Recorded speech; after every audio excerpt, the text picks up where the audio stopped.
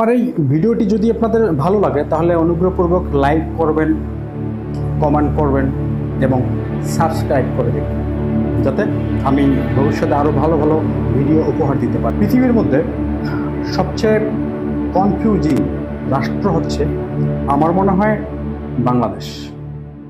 এদেশের জনগণ সবসময় কনফিউজড থাকে, এদেরকে কনফিউজড করে রাখা হয়। কারণ আপনারা দেখেন, যখন দেশের নির্বাচন চলে আসে তখন যে বড় বড় রাজনৈতিক দলগুলো এরা ক্ষমতা গ্রহণের সময় যদি নিজের আসন সংখ্যা কমে যায়, সেক্ষেত্রে দলগতভাবে ক্ষমতা আসার জন্য সবচেয়ে যে শত্রু তার সাথেও বন্ধুত্ব করে এবং ক্ষমতায় চলে আসে।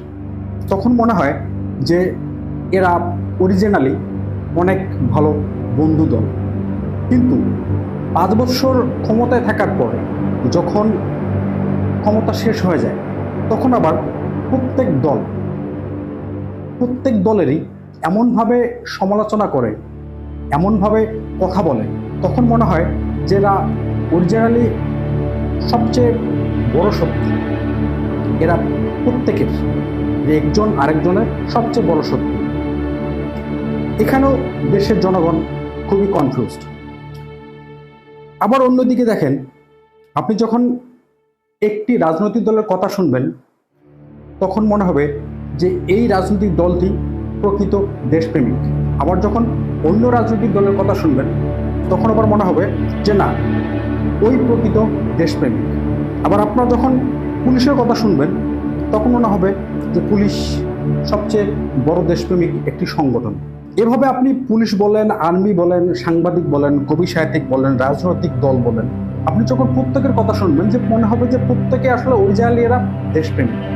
কিন্তু আদৌ কি এরা প্রকৃত দেশপ্রেমিক? এটা এই দিক নিয়ে, এই জিনিসটা নিয়ে জনগণ সবসময় কনফিউজড থাকে। অনেক এমপি মন্ত্রী বা অনেক রাজনৈতিক দলের কর্মীরা তারা দুর্নীতি করে ধরা খেয়ে যখন বিদেশে পালিয়ে যায়, বিদেশে পালিয়ে যাওয়ার পর তারা আবার বিদেশ থেকে বাংলাদেশের যারা রাজনীতিবিদ আছে এদের সমালোচনা করে। এক্ষেত্রে মনে হবে যে না, ওরাই প্রকৃত দেশপ্রেমিক, দেশেরগুলা এরা সব দুর্নীতিবাজ। আবার অনেক কবি সাহিত্যিক সাংবাদিক অনেকে আছে যারা দেশ থেকে বাইরে গিয়ে অস্ট্রেলিয়া, আমেরিকা, কানাডা, এরকম আরও অনেক দেশে গিয়ে তারা ওখান থেকে বাংলাদেশের জনগণকে পরামর্শ দেন, বাংলাদেশের রাজনীতিবিদদের পরামর্শ দেন, বাংলাদেশের রাজনীতিবিদদের সমালোচনা করেন, রাজনৈতিক দলগুলোর সমালোচনা করেন। কিন্তু ওরা তো এদেশের জনগণের পাশে থেকেই যে কোনো আন্দোলন করতে পারে জনগণের ভালোর জন্য, কিন্তু তারা কখনো করে না। কিন্তু আসলে অরিজিনাল কি তারা? বাংলাদেশের জনগণের জন্য সবচেয়ে দুর্ভাগ্যের যে বিষয়টি, সেই দুর্ভাগ্যের বিষয়টি হচ্ছে আসলে বাংলাদেশের যতগুলো সংগঠন বলেন, দল বলেন, যতগুলো আছে, কেউ কিন্তু কারো কখনোই প্রশংসা করে না, প্রত্যেকে শুধু সমালোচনা করে। আপনি রাজনৈতিক দল বলেন, মিডিয়া বলেন, সাংবাদিক বলেন, কবি সাহিত্যিক বলেন, প্রত্যেকে শুধু বিরোধী অবস্থান নিয়ে থাকেন। কিন্তু সবাই যে একসাথে হয়ে, একটি দল হয়ে, ঐক্য হয়ে দেশের ভালোর জন্য কাজ করবে, এই কাজটি আসলে অরিজিনালি কেউ করে না, আমরা দেখিনি। 1971 সালের পর থেকে এখন পর্যন্ত এটা আমাদের চোখে পড়েনি। সবাই শুধু সমালোচনায় ব্যস্ত থাকে, সবাই শুধু জাহিল করার চেষ্টা করে যে আমরাই প্রকৃত দেশপ্রেমিক, আমরাই জনগণের কথা ভাবি, আমরাই জনগণের পক্ষে আছি। কিন্তু আদৌ কি জনগণের পক্ষে কেউ আছে? কেউ কি থাকে? যদি জনগণের পক্ষে এই সংগঠন, এই দলগুলো যদি থাকতো, তাহলে আজকে আমাদের দেশের এই অবস্থা কেন? আমাদের দেশের জনগণের এই অবস্থা কেন?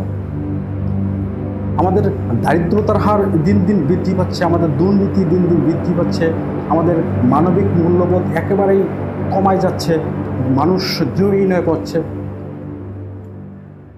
এগুলোতে প্রমাণ হয়ে যায় যে আসলে কখনোই কেউ এদেশের ভালো চায়নি, এদেশকে কেউ ভালোবাসেনি, এদেশের জনগণকে কেউ ভালোবাসেনি।